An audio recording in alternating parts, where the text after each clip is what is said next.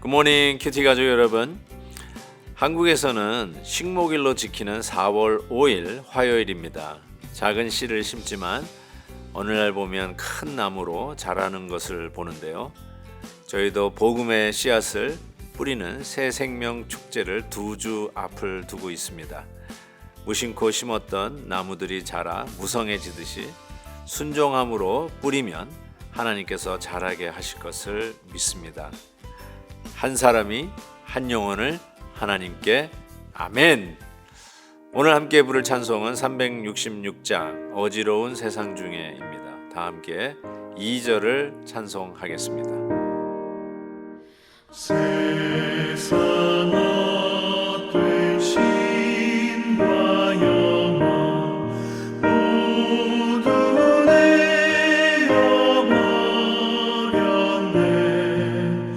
예수 친히 하신 말씀 날 더 귀히 여겨라.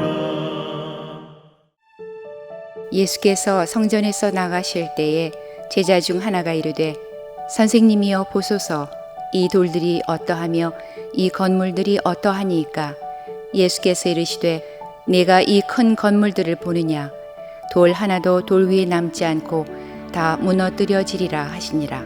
예수께서 감람산에서 성전을 마주 대하여 앉으셨을 때에 베드로와 야고보와 요한과 안드레가 조용히 묻되 우리에게 이르소서 어느 때에 이런 일이 있겠사오며 이 모든 일이 이루어지려 할 때에 무슨 징조가 있사오리이까. 예수께서 이르시되 너희가 사람의 미혹을 받지 않도록 주의하라. 많은 사람이 내 이름으로 와서 이르되 내가 그라하여 많은 사람을 미혹하리라. 난리와 난리의 소문을 들을 때에 두려워하지 말라. 이런 일이 있어야 하되 아직 끝은 아니니라. 민족이 민족을 나라가 나라를 대적하여 일어나겠고 곳곳에 지진이 있으며 기근이 있으리니 이는 재난의 시작이니라. 너희는 스스로 조심하라. 사람들이 너희를 공회에 넘겨주겠고 너희를 회당에서 매질하게 했으며 나로 말미암아 너희가 권력자들과 임금들 앞에 서리니 이는 그들에게 증거가 되려 함이라. 또 복음이 먼저 만국에 전파되어야 할 것이니라.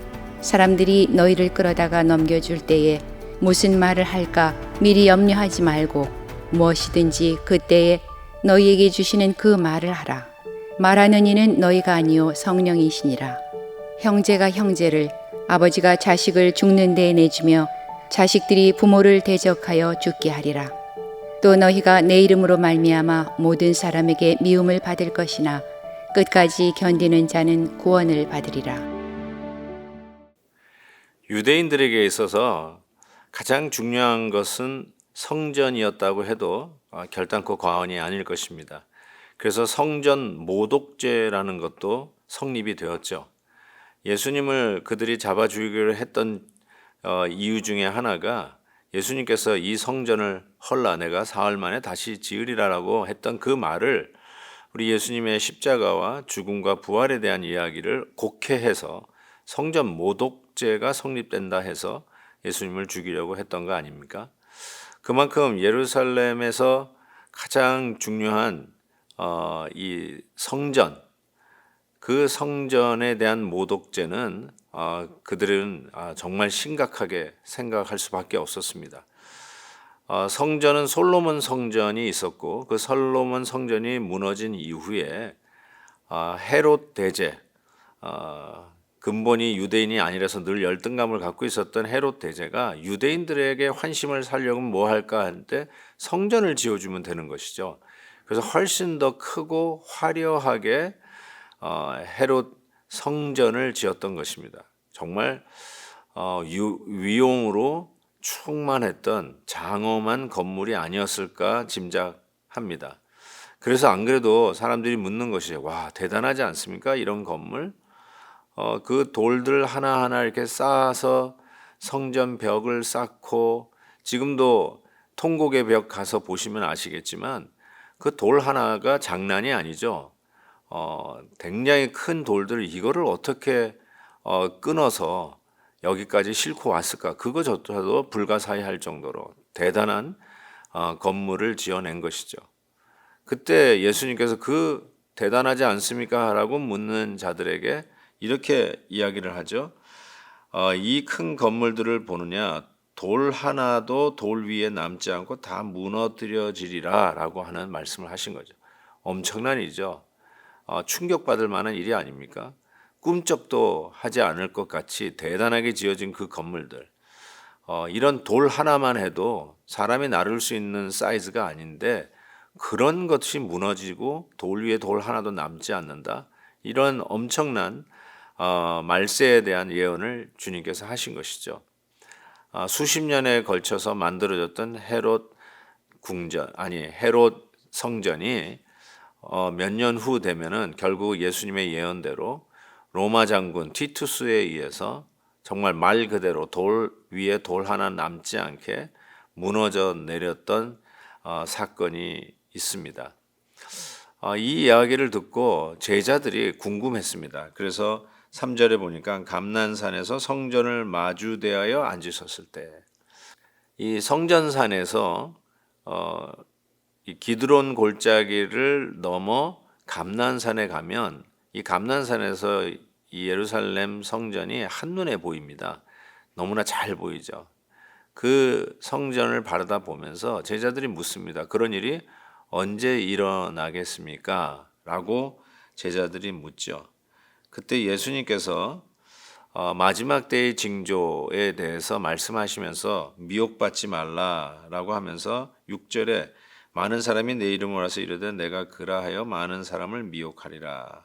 7절 난리와 난리의 소문을 들을 때 두려워하지 말라. 이런 일이 있어야 하되 아직 끝은 아니니라 라고 이야기하면서 전쟁에 대한 이야기를 하죠. 민족이 나라가 나라를 대적하고 처체에 재난이 있는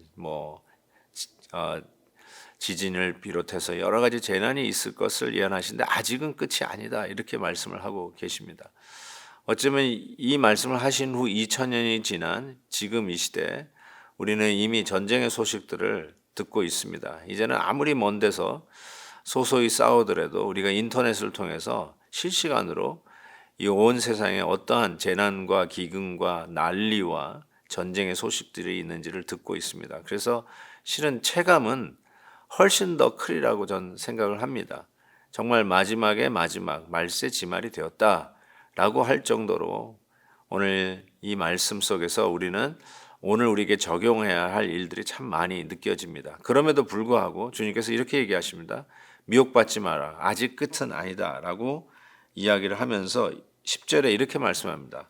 복음이 먼저 만국에 전파되어야 할 것이다 라고 이야기합니다.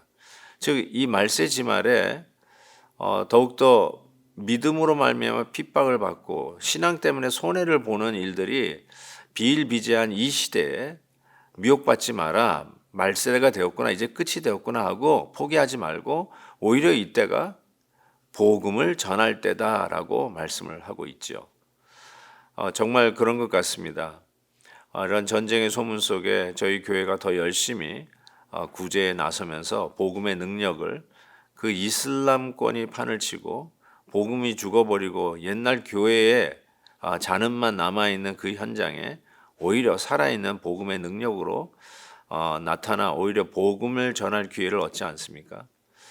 터키를 위시해서 수많은 난민들이 지금 이곳저곳 퍼져가 있어서 유엔도 해결하지 못하고 부강한 나라들도 유럽 나라들도 속수무책으로 있는 이때 크리스천들이 일어나서 그 난민들을 돌보고 그들을 돕고 그들을 향해서 예수 그리스도의 십자가의 복음을 전하는 이 시대, 어쩌면 그 어떤 사람도 할 수 없었던 이 엄청난 이 복음의 담들을 하나님이 직접 헐면서 처체의 기근과 재난과 지진과 전쟁의 소문이 있대 오히려 하나님은 복음을 전파하는 기회로 삼으시는 것을 보게 됩니다. 사랑하는 성도 여러분, 여러분의 삶 속에 마지막은 언제라고 생각하십니까? 온 가족이 마치 말세의 지마를 맞이한 것처럼 싸우고 서로 공격하고 시기하고 말도 안 하고 등을 돌리고 있는 그때, 여러분 어쩌면 그때가 복음을 전할 절호의 기회가 될지도 모릅니다. 어려울수록 복음을 전할 기회를 엿보고 그 틈을 봐서 복음을 전하는 자. 그래서 오늘도 아무리 어렵다고 해도 포기하지 아니하고 이제 다가오는 부활주의를 생각하면서 우리 BIP들에게 복음을 전할 기회로 삼을 수 있다면 정말 이 마지막을 준비하는 믿음의 성도들이 될 줄 믿습니다. 기도하겠습니다. 하나님 아버지, 맞습니다. 2000년 전 예수님의 예언대로 되어져 가는 이 시대에 우리는 미혹받지 아니하고 그럼에도 불구하고 이 기회가 복음을 전할 틈이며 하나님께서 간섭하셔서 이제는 인간의 방법이 아닌 하나님의 방법대로 그동안 뚫지 못했던 복음의 담들을 헐고 예수 그리스도의 복음이 그 땅을 향해서 들어가는 기회인 것을 믿습니다. 우리 안에도 아직도 예수 믿지 않는 우리 BIP들에게도 하나님 간절히 구합니다. 이 두껍게 쌓였던 담들을 헐어 주시옵시고 복음의 살판선이 무너지고 복음의 베를린 담이 무너지듯이 우리 주 예수 그리스도의 복음이 우리 인간의 장벽을 타넘고 무너뜨리며 복음이 복음되게 하고 하나님이 하나님 되게 하는 이 놀라운 능력을 체험하는 기간이 되게 하여 주시옵소서. 예수 그리스도의 이름으로 기도하옵나이다. 아멘. 내일 또 뵙겠습니다.